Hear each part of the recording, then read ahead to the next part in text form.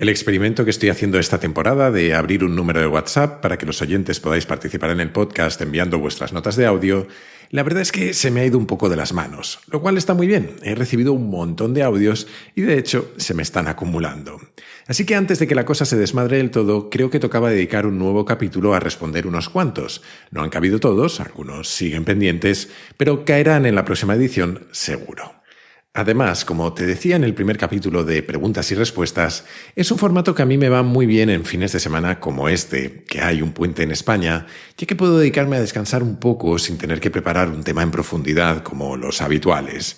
Así que, por mi propia salud, te animo a enviar tus notas de audio por WhatsApp al 683-172-622 con el prefijo 34 delante si lo haces desde un número que no sea español. Y puedes hacerlo para enviarme tus propias preguntas, comentarios o reflexiones, o también para ayudarme a responder a algunas, porque aunque haya dicho que es un formato más cómodo, eso no significa que sea del todo sencillo.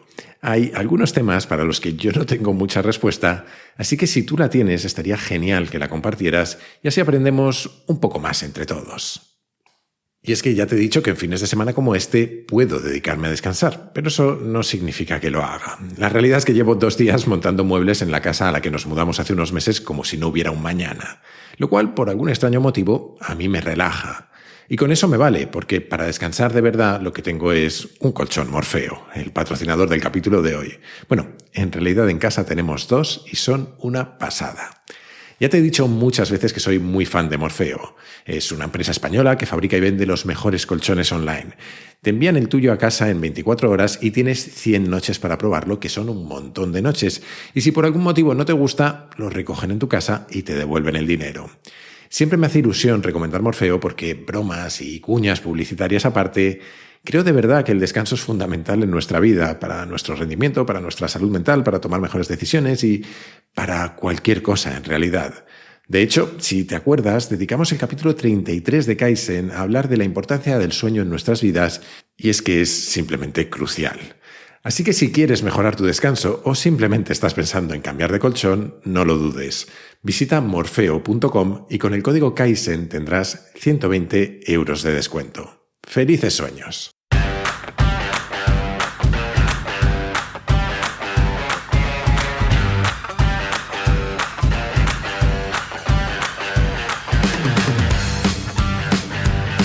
Soy Jaime Rodríguez de Santiago y esto es Kaizen, el podcast para mentes inquietas en el que te acerco a personas, a ideas y a técnicas fascinantes de las que aprender cada día.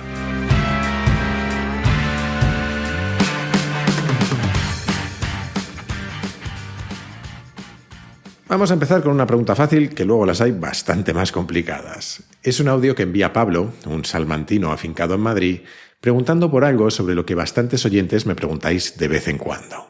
Hola Jaime, uno más para tu consultorio. Muchísimas gracias por ampliar la vara transversal de nuestras particular T o Pi o peines y sobre todo muchas gracias también por darnos voz en tu podcast. Me ha encantado esta primera sesión de preguntas y respuestas y de hecho mi pregunta va enlazada con algo que le has mencionado a Ángel, nuestro oyente más joven, tu oyente más joven. Y es que has mencionado que tienes pensado limpiar de paja tu libro. Jaime, ¿para cuándo ese libro? Pues sí, decía en el capítulo anterior de Preguntas y Respuestas que a todos los libros les sobran páginas, aunque lo que no decía era que fuera a limpiar el mío, sino que al mío le sucedería seguramente lo mismo, porque es hasta cierto punto inevitable. Creo que sobre cada tema distintas personas hacen distintos tipos de lectura y mientras que a algunos les sobran páginas, a otros a lo mejor les faltan. Y luego está el autor y las ganas que tiene de contar cosas, que eso es lo peor probablemente. En cuanto a la pregunta, diré que, aunque a veces me daba la sensación de que nunca lo iba a terminar, entregué por fin el primer borrador completo del libro a mi editora hace unas semanas. Gracias, Mónica, por la paciencia. Ahora estamos en fase de revisión y pronto entraremos en la de maquetación. Si todo va bien, el libro saldrá publicado en marzo del año que viene, aunque espero poder adelantaros algunas cosas un poco antes.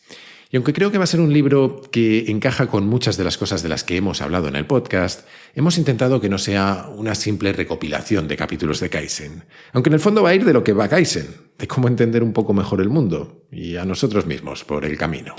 Hasta aquí puedo leer de momento. A la vuelta de las Navidades seguramente te pueda contar algunas cosas más. Vamos a seguir ahora con uno de varios audios que me envió Rafael desde Argentina hace unas cuantas semanas. Uno de ellos, por cierto, nos llevó a hacer un capítulo entero de Nada que Ganar, ya que su pregunta era si Imagine, la canción de John Lennon, podría hacerse realidad en algún momento. Es decir, un mundo sin religiones, sin dinero y sin países ni gobiernos. Casi nada. Esta otra de hoy es, en el fondo, casi lo contrario. Otro tema que me gustaría que hables, no sé si es tu área, pero el Mundial de Qatar. Estaría buenísimo que lo trates, pero no del lado deportivo, sino social. Por ejemplo, yo creo que si Argentina sale campeón del mundo, sería muy lindo, pero le haría mal al país, porque yo creo que entre tanta euforia los gobiernos aprovecharían para, no sé, devaluar, por ejemplo, o poner más impuestos. Total, la gente está feliz. Y por otro lado, el argentino, que es como es, agrandado como él solo, sería mucho más agrandado, porque para el argentino el fútbol es todo. Entonces sería mucho más insoportable, entre comillas, de lo que somos. Aunque es tentadora la invitación de Rafael, voy a evitar pronunciarme sobre cómo de agrandados o no son los argentinos. Al final, el podcast de ofender es Nada que Ganar, no este. Donde, por cierto, también hablamos hace poco del Mundial de Qatar. Sobre la pregunta en sí, tengo dos reflexiones un poco contradictorias, ambas desde el punto de vista español, eso sí. La primera es que España es un país lleno de divisiones, donde no nos cuesta nada encontrar motivos para pelearnos entre nosotros, con nuestra bandera, nuestro himno y hasta con nuestra historia. Hay una frase que suele atribuirse a Bismarck, aunque no sé si realmente la dijo nunca, que es que España debe ser el país más fuerte del mundo porque lleva toda su historia intentando autodestruirse y aún no lo ha conseguido. Y sin embargo, no recuerdo un momento de unión similar a cuando ganamos el Mundial en 2010. Con todos sus pecados, y son muchos, el fútbol puso un sueño común con el que muchísima gente pudo sentirse identificada. Y creo que todos los países necesitan sueños comunes. Ahora, en la línea de lo que tú dices, Rafael, es que lo de aprovechar que la gente está distraída con otras cosas para aprobar medidas polémicas es una de las técnicas más elementales de cualquier político, en Argentina, en España y donde sea. Así que si ganáis, yo me andaría con ojo. Y si no, también, que excusas nunca faltan. Vamos ahora con un audio de Manuel, que ha cortado un poco, pero que creo que se entiende. Hola Jaime, muy buenos días, aquí Manuel. Aprovechando que tengo tu WhatsApp y podemos dejar aquí las consultas. Bueno, yo me dedico a las subastas, entonces cuando voy a las viviendas a hablar con los deudores o con los ejecutados, me encuentro muchas veces que hay gente que sí que entiende perfectamente la situación y siempre intentamos buscar la mejor manera donde haya un win-win, o sea, donde ellos puedan quizás evitar la ejecución y, lógicamente, donde tú también tengas un beneficio. En muchas ocasiones, y ahí es donde tengo la pregunta, me doy cuenta o veo que mucha gente se autoengaña pensando que, metiendo la cabeza debajo de la tierra, pues bueno, todo pasará y no pasará nada y todo se solucionará. Entonces, claro, aquí yo sé que andan o pasan muchos sesgos psicológicos, pero hay algo que no termino al final de entender de la gente, porque se suele autoengañar diciendo o pensando que todo pasará y no pasará nada. He intentado investigar y mirar y buscar, que la gente se autoengaña o se suele autoengañar. Estaría muy interesado en saber un poco más sobre este fenómeno, ya que muchas veces la comunicación no verbal sí te puede dar mucha información, que yo les puedo detectar muchas cosas, pero cuando yo les estoy contando que la ejecución es inminente, que el desahucio es inminente, que va a suceder esto, gran parte piensa que esto va a bajar a alguien de arriba y les va a solucionar la vida. Ese autoengaño que se hacen, a mí me cuesta entender por qué se suelen autoengañar de esa forma. Ay, qué tema más complicado y más apasionante, el de la negación de la realidad. Creo que todos nos autoengañamos en distintas ocasiones y tiene que ver con muchas de las cosas que hemos contado en el podcast alrededor de, por ejemplo, nuestras disonancias cognitivas. Pero sí es cierto que en situaciones extremas a veces se dan autoengaños extremos. Por desgracia, he conocido una situación cercana a mí que es similar a la que Manuel expone, y aunque no lo he investigado, y como he dicho muchas veces yo no soy psicólogo, voy a intentar dar una respuesta a partir de mi intuición y de mi experiencia de la vida. Pero si alguien sabe más sobre el asunto, por favor, que mande un audio y respondemos entre todos a Manuel. Yo me apunto a investigarlo en algún momento. Dicho esto, creo que lo primero que hay que entender es que normalmente uno no llega a una situación así de golpe. Suele ser más bien una concatenación de cosas. A veces es mala suerte, otras malas decisiones y otras tal vez son los daños colaterales de peleas familiares. Y la mayoría de las veces es una combinación de todo lo anterior o de cosas parecidas a las anteriores. Por lo tanto, hay, para empezar, un sesgo en la muestra. Seguramente las personas que mejor pueden reaccionar ante una situación así no llegan nunca a sufrirla, porque o bien sus circunstancias son diferentes o han actuado de una forma u otra antes de llegar a esos extremos. Ahora bien, y aquí me meto en el aspecto más psicológico y como he dicho, son solo mis intuiciones, creo que hay algo importante a tener en cuenta. Cuando acabamos frente a frente ante una situación en que las cosas se nos han torcido o no nos han salido como esperábamos, también necesitamos explicárnoslas a nosotros mismos, explicarnos por qué y cómo nos ha pasado lo que nos ha pasado. Y es tentador, casi a modo de autopreservación, echar la culpa al resto, al empedrado, al mundo, a la suerte o a lo que sea. Hay veces que nos es difícil asumir la parte de responsabilidad que tenemos de haber acabado así. Creo que es más fácil pensar que es todo culpa de otros. Eso es lo que yo he visto, al menos. Y eso se convierte pronto en un problema, porque efectivamente la suerte u otras personas han podido ser determinantes en lo que nos haya sucedido. Y muchas veces la parte que estaba en nuestro control era realmente pequeña, pero a la vez casi nunca es inexistente. Y cuando la negamos y asumimos que todo lo que nos sucede depende únicamente del resto, que la cosa cambie también pasa a depender más de ellos que de nosotros. De alguna manera creo que nos despojamos de cualquier poder para actuar. Y sospecho que en parte eso es lo que ocurre en las situaciones que comentas. Hacer eso que se suele llamar la técnica del avestruz, meter la cabeza en la tierra, esa aparente negación de la realidad, me da la sensación de que es una especie de bloqueo que sufrimos cuando no podemos lidiar con la magnitud de lo que tenemos delante. No es tanto esperar a que las cosas se arreglen solas, sino la incapacidad de abordarlas. Eso, y que, por otro lado, cuando se llega a determinados extremos, es tras un camino en el que hemos sufrido diferentes decepciones, algunas reales y otras seguramente no tanto, porque eso de culpar al mundo de nuestros problemas hace que inevitablemente encontremos con facilidad motivos para que otros nos decepcionen. Pero sean reales o no, da un poco igual, porque el resultado es que acabamos desconfiando de todo y de todos. Y eso nos hace muy difícil aceptar que quien tenemos enfrente, al que no conocemos de nada, nos está ofreciendo una salida que seguramente sea mejor que el desahucio o el lanzamiento, como se suele llamar en estos casos. Hasta aquí llega mi intuición. No sé si te será útil, Manuel, o si alguien de quienes nos escuchan tiene una mejor idea. A mí me encantaría oírla. Y vamos ahora a otro tema que nos propone Raúl y que en cierta medida se relaciona con esto de lo que acabamos de hablar. Jaime, muy buenas tardes. Lo primero, darte las gracias porque has sido de un gran apoyo personal durante toda la pandemia y en un momento duro de mi vida. Segundo, hacerte una propuesta, una sugerencia. ¿Para cuándo un Tinder, pero para amistad, para relacionarse o para simplemente para ayudar a la gente, ¿no? No soy religioso, pero escuché esta semana a Padre Ángel decir que la mayor pandemia en este país es la soledad, ¿no? De la gente mayor y no tan mayor. Entonces, hay una idea, ¿no? Un Tinder, pero que no sea solo para ligar, que sea para vivir, para juntar a la gente y que hagan diferentes actividades o diferentes cosas que les unen o simplemente que se hagan compañía, ¿vale? Sé que existen grupos de Facebook y cosas similares, pero la fórmula de Tinder o la fórmula de las aplicaciones de pareja pues puede emplearse para otras cosas. Un saludo. Me alegra mucho oír, Raúl, que el podcast ha podido acompañarte en momentos complicados. Me lo decís algunos de vez en cuando y me da tanta alegría como sensación de responsabilidad, no os lo voy a negar.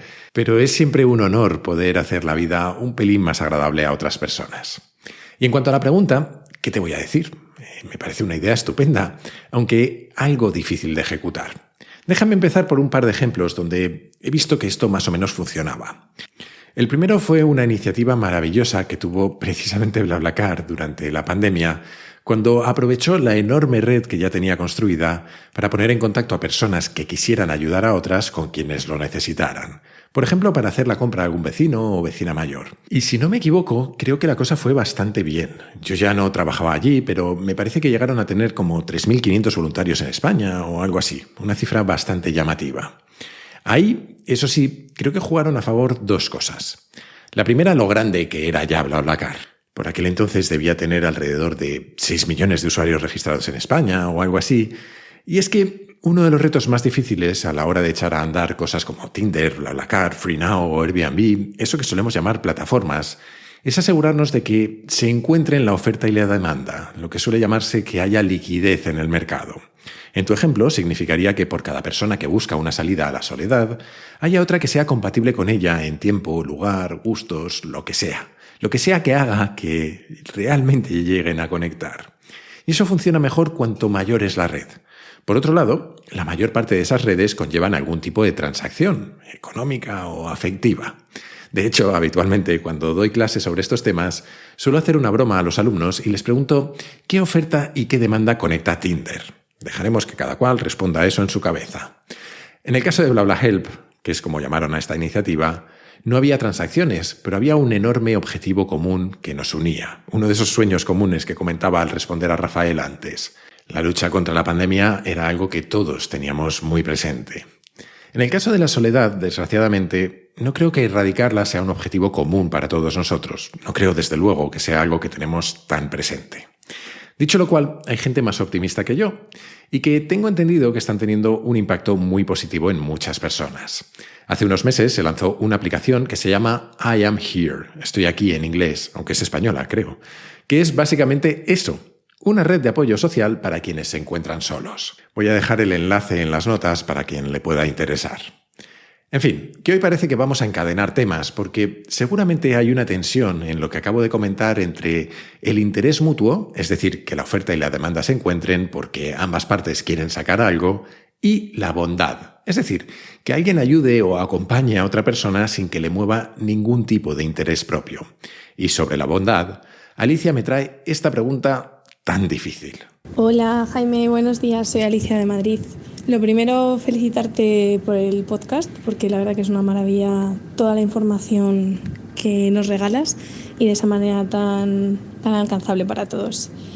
La cuestión que quería plantear era el tema de la bondad, los actos bondadosos.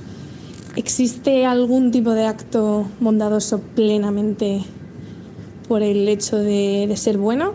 ¿O siempre hay un motivo egoísta por el que nos mueve a hacer ese tipo de actos? Bueno, un saludo y enhorabuena. Muchas gracias, Alicia, por tus palabras, aunque no sé si tanto por la pregunta, porque es complicada. Estoy seguro de que este es un debate que ha dado unas tardes estupendas a filósofos en todas partes del mundo a lo largo de la historia.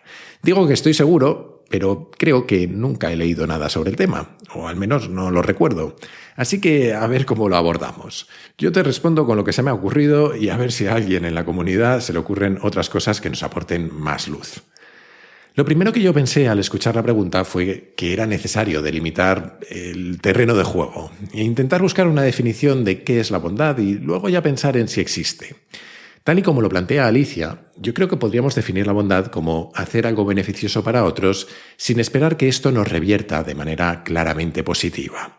Y luego intento explicar el porqué de ese matiz de claramente. O lo que es lo mismo, como ella apunta, creo que la bondad lleva implícita en su definición el hecho de que lo que hagamos no sea por motivos egoístas. Yo puedo hacer algo beneficioso para otros, pero si lo hago a cambio de dinero, pasamos de considerarlo bondad a simple capitalismo.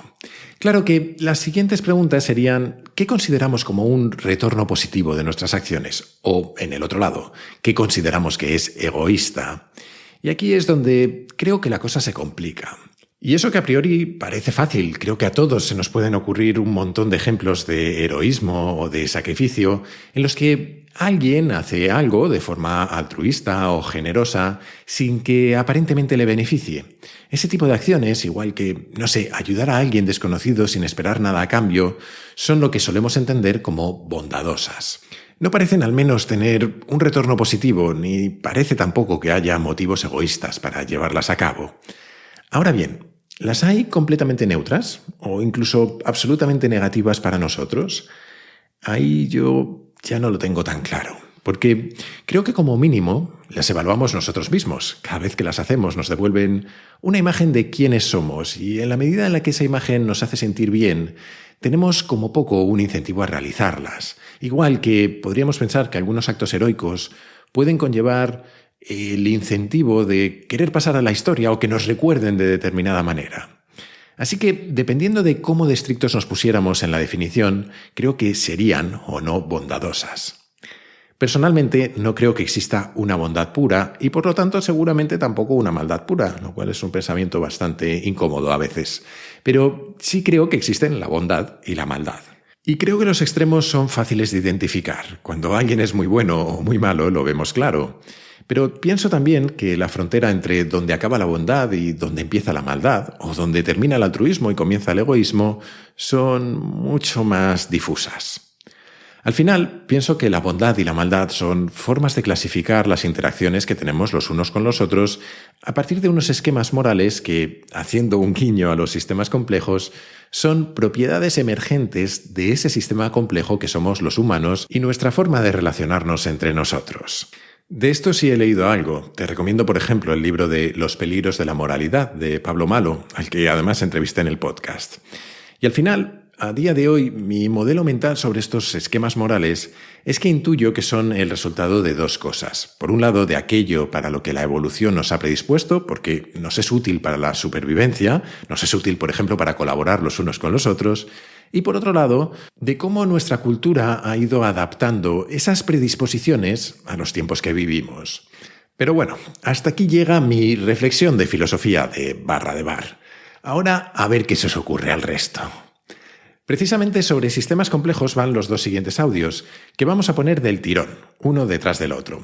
El primero viene de Marcos, desde Chile, y el segundo de Pablo. No sé desde dónde, pero diría que desde España. Hola Jaime, soy Marcos Silva desde Santiago de Chile. Muy interesante tu último episodio sobre la teoría del sistema. Me hace pensar en un tema, en otro melón, como dicen ustedes, el tema de dos sistemas complejos como chocando, como dos galaxias chocando, ¿no? Tengo un hijo bioquímico que es especialista en conservación y que ha hecho una investigación sobre el tema de perros salvajes en la Patagonia, en Tierra del Fuego, que atacan guanaco. Lo curioso de la observación científica ahí es que el guanaco no sabe defenderse de otros predadores que no sean los naturales, como el puma, por ejemplo, que ataca de una forma. Estas manadas de perros salvajes atacan rodeando y los guanacos no saben cómo defenderse. Entonces, hicieron la observación, la hipótesis de que tal vez podría ser que no existieran perros en este lado del mundo y que el guanaco no tiene un registro genético sobre cómo defenderse. Es muy interesante porque hay algo con la llegada de otras civilizaciones como la europea acá y de los primeros perros o de zorros domesticados que pasaron a ser perros. Hay un montón de cosas ahí. El tema es que el guanaco hay que reenseñarle, tiene que reaprender y no saben cómo hacerlo. Están en esa investigación. Y ahí yo veo este tema en un ecosistema, como decías, del parque Yellowstone, con Oso Yogi y todo, y con Bubu, que tiene esta idea de que son dos sistemas que se enfrentan, ¿no? Porque una cosa es el sistema complejo en sí mismo, otro es el sistema complejo conectado con otros sistemas complejos, y como decía el bueno de Recuenco, los problemas complejos que ahí aparecen, ¿no? Muchas gracias por tu episodio y por tu iluminación. Gracias, chau. Hola Jaime, me pregunto cómo aplica o afecta el principio de Pareto a los sistemas complejos emergentes. Gracias. A ver si un día pillo a Recuenco y hacemos un especial de preguntas y respuestas sobre sistemas complejos, porque yo reconozco que aunque he leído sobre el tema y me interesa, creo que no he pasado de arañar la superficie. Sobre lo que plantea Marcos, lo primero es agradecerle que yo haya aprendido lo que es un guanaco, que es una especie de llama, para quienes no lo sepáis. Y después solo puedo decir que Esa creo que es precisamente la naturaleza de los sistemas complejos y efectivamente cuando se encuentran nuevas entidades entre sí o varios sistemas complejos entre sí, todo se vuelve mucho más impredecible. De hecho, cuando una civilización se encuentra con otra, empiezan a emerger todo tipo de situaciones inesperadas. Por eso las fronteras son sitios tan interesantes, porque son puntos de encuentro. En ese concepto que hemos comentado alguna vez de la liminalidad, que es lo que sucede en las fronteras entre tecnologías antiguas y nuevas, entre disciplinas diferentes o entre culturas distintas, sucede mucha innovación. Un ejemplo que a mí me encanta es el del chocolate. Bueno, es que el chocolate en sí me encanta, creo que es mi mayor vicio. Fernando Díaz Villanueva, de hecho, le dedicó un capítulo de su podcast, La Contrahistoria, precisamente a la historia del chocolate. Y es en el fondo la historia de culturas que se encuentran. Es la historia de cómo los indígenas americanos conocían la planta del cacao, que llegó a servir de alimento y hasta de moneda de cambio en la sociedad azteca. Allí, eso sí, lo bebían básicamente como una especie de café o de Red Bull, de bebida energética bastante amarga. Al principio no tuvo mucho éxito entre los españoles que llegaron a América, pero algunos religiosos lo trajeron a Europa y empezaron a tomarlo caliente y con azúcar. Lo que, por cierto, generó un debate enorme sobre si eso rompía el ayuno religioso o no, pero eso es otra historia. Cuando Ana de Austria se casó con Luis XIII de Francia, se llevó la costumbre de tomar chocolate con ella y de allí se expandió a toda Europa. Pero lo hizo siempre en forma de bebida, hasta que en el siglo XIX empezaron a aparecer incentivos para solidificar el chocolate. Entre otros, la popularidad del café, que amenazaba con dejar al chocolate caliente con un mercado mucho más pequeño. Lo cual llevó a distintos emprendedores ingleses, holandeses y sobre todo suizos a buscar formas de extraer la manteca de cacao y crear los primeros bombones de manera industrial. Pero eso solo sucedió con el desarrollo de cosas como la máquina de vapor, las prensas hidráulicas o un conocimiento más avanzado de la química. Tenía todo esto escrito sobre el chocolate cuando el propio Díaz Villanueva me ha dado un mejor ejemplo, sin saberlo él, claro está. Y es que esta mañana he escuchado un capítulo que ha dedicado a cómo el encuentro entre China y las potencias europeas acabó desembocando en las guerras del opio en el siglo XIX, pero ese te dejo escucharlo a ti. En cuanto a la pregunta de Pablo sobre Pareto y los sistemas complejos, quiero ser cauto porque es fácil caer en una sobresimplificación. Eso sí, si has llegado hace poco a Kaizen y no has escuchado los capítulos de modelos mentales o de pensamiento sistémico, los próximos 2 o 3 minutos de podcast puede que te suenen un poco a chino, precisamente. En fin, vamos a ello. Seguramente la respuesta más obvia sería decir que la relación entre ambas cosas podría ser algo así como que el 20% de las interacciones entre los elementos del sistema son las responsables de un 80% de su comportamiento. Puede que algo de eso haya a veces, pero seguramente no se cumpla siempre. Aún así, creo que la idea de Pareto sí tiene algunos encajes con el pensamiento sistémico. Y es que una de las cosas que más nos cuestan de los sistemas complejos es que sus respuestas no son lineales. Con frecuencia, de hecho, siguen lo que en inglés se llaman power laws o leyes de potencias.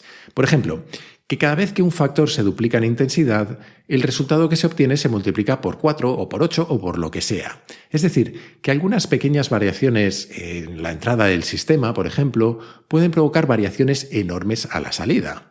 Y esa es conceptualmente también la ley de Pareto. Un pequeño grupo de variables o de variaciones se relacionan con una cantidad desproporcionada de otras, los resultados de un sistema, la riqueza de un país o lo que sea. Esto es lo que se me ocurre a mí, pero me consta que hay oyentes que saben más que yo de sistemas complejos, así que, igual que en los temas anteriores, estáis todos invitados a responder a Marcos y a Pablo. El siguiente audio es de Antonio, desde Tenerife, que creo que se va a llevar el premio a la pregunta más difícil de todas, hasta la fecha. También os digo que esto no es un concurso, no os empeñéis en superar al anterior porque a este paso no voy a ganar para esguinces neuronales. Eso y que intentéis ser breves porque el audio de Antonio he tenido que cortarlo bastante, aunque espero que se entienda. Que se entienda la pregunta, digo, porque como respuesta no sé yo muy bien qué voy a decir. Hola Jaime y demás oyentes del podcast. En primer lugar me gustaría decirte que de todos los temas que tratas, de las series que más me gustan son cuando tratas temas frikis, así, los temas así más frikis, como por ejemplo la serie aquella que hiciste sobre el tiempo, o estos 2 últimos episodios que hiciste sobre pensamiento sistémico, que es precisamente decir que me recordó bastante a una discusión que tuve con un colega a cuenta del hipotético trasvase o traslado de la conciencia de una persona a un ordenador. Con novelas, por ejemplo, como Ciudad Permutación, que no sé si habrás leído, pero que te recomiendo.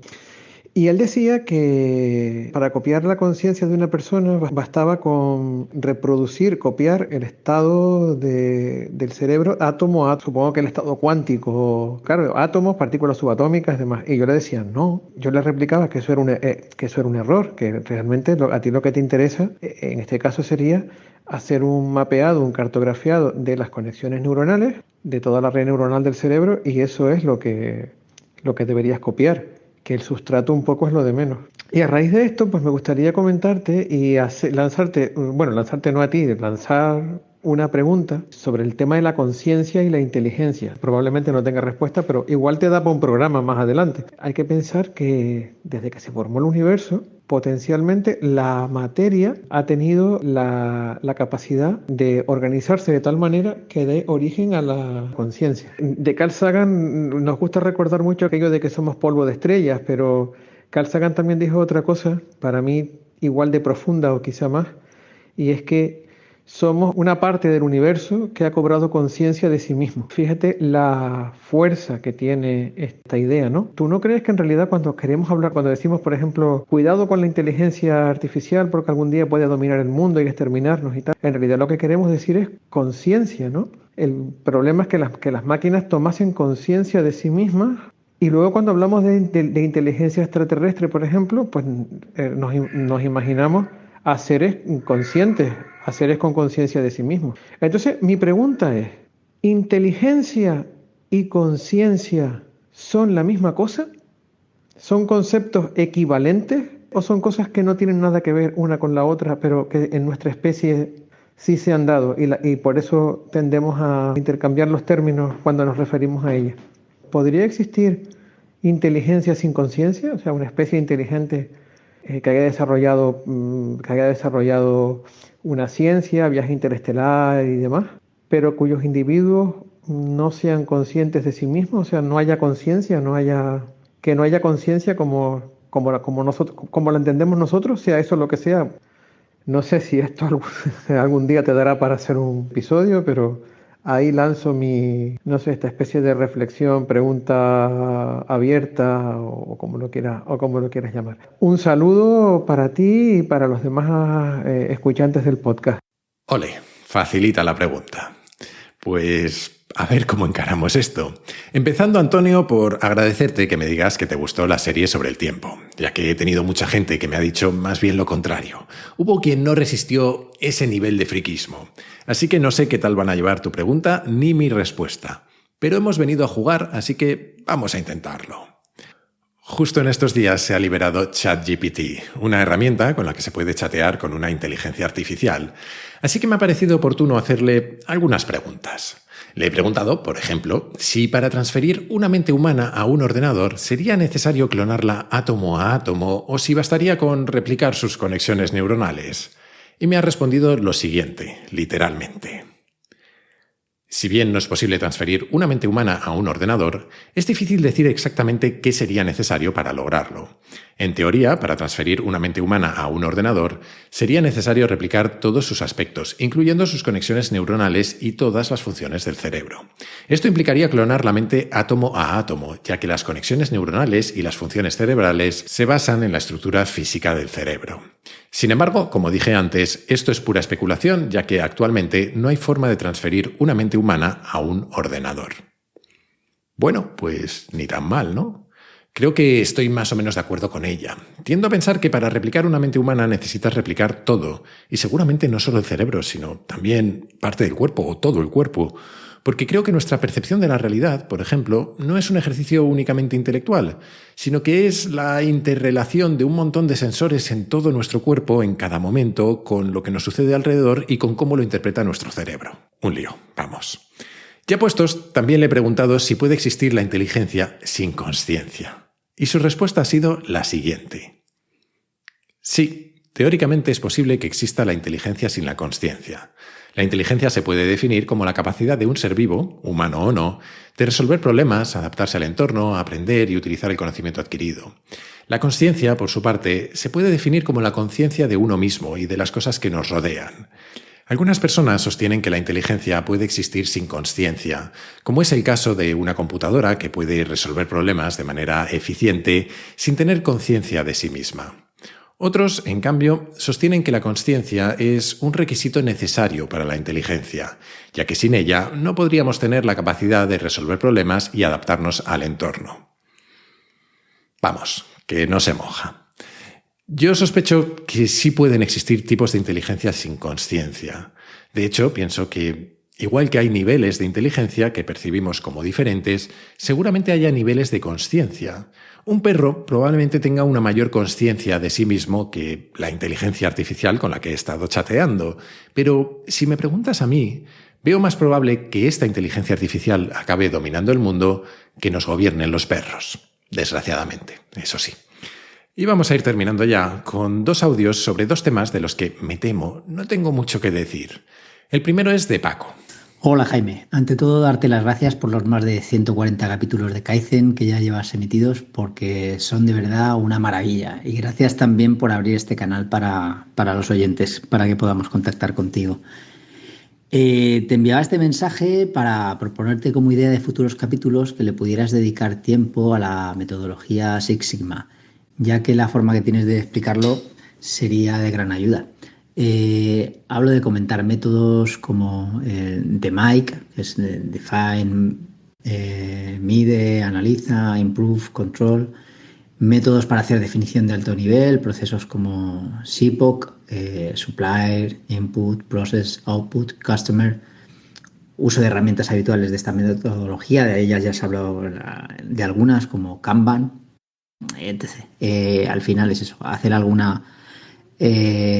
algún capítulo más centrado en esta metodología. Y nada, pues un saludo y como decís en otro podcast de referencia para mí, por si acaso y si no es de interés lo que digo, perdón. Un abrazo, hasta luego. Perdón yo, Paco, porque de Six Sigma y de las técnicas que comentas sé bastante poco más allá del nombre y de para qué se suelen utilizar, pero me lo apunto como posible tema para el futuro. Y algo parecido me pasa con el último audio de hoy, que lo envía Javier, sobre un libro que lamentablemente no he leído.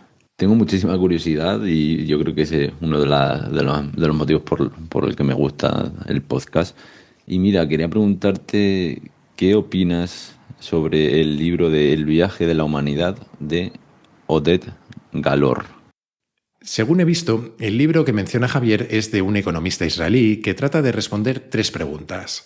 ¿Por qué el ser humano vivió estancado la mayor parte de su existencia?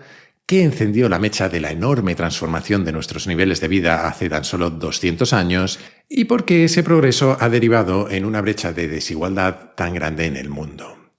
Pues tiene una pinta muy interesante y parece además que va a pegar bastante bien con uno que yo me he leído hace poco, que se titula Where is my flying car? Algo así como ¿Dónde está mi coche volador? En el que un tipo llamado John Storrs Hall se dedica a dar más detalles de los que la mayoría de nosotros necesitamos sobre los coches voladores, pero también analiza por qué ese proceso acelerado que vivimos en los últimos 200 años parece estar ralentizándose. Así que tiene pinta de que me voy a leer el libro de Oded y a ver si puedo mezclar ambos temas en un capítulo futuro.